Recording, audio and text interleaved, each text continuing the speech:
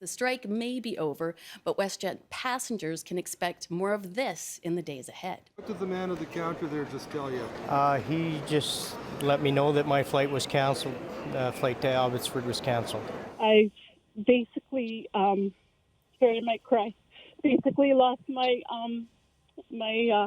travel time with my son because I'm fighting cancer, and this was a post-COVID trip. This was a bank credit with WestJet.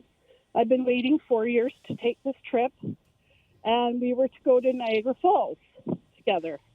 And we already had to reroute to do Montreal and then over to Niagara Falls. I was contacted Friday evening by email that right before I went to bed, I would like to add, that my 6:30 a.m. trip was canceled. So at 3 a.m., I had to call the taxi, cancel that. I was waiting and waiting to see if the new flight was getting rebooked. I also had to call booking.com and cancel that segment of the accommodations, of which I have lost money because they need 48 hours notice. I then proceeded to keep checking emails. Numerous emails coming through that they kept rescheduling my trip, confirm, change, delete, cancel. Every time you try and cancel or change, it won't let you. So I kept taking pictures on my phone. Eventually, I gave up the Montreal leg of the trip, booked with Flair Airlines, had to pay the money in hopes that I would get back the credit from WestJet from the canceled flights.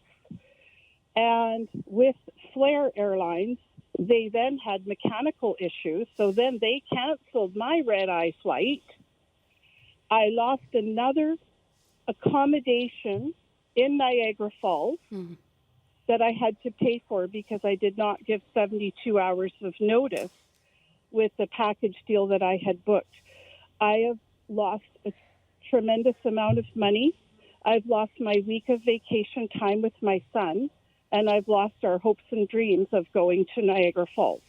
This trip has devastated me, and I have spent all 3 days over the long weekend trying to cancel, rebook, reservation.com, booking.com, phoning the hotels, this, that, the other. Eventually, yesterday, I threw the towel in, and I said to my son, sadly, that I'm sorry, but I can't do any more. I'm exhausted, and I can't fight this anymore.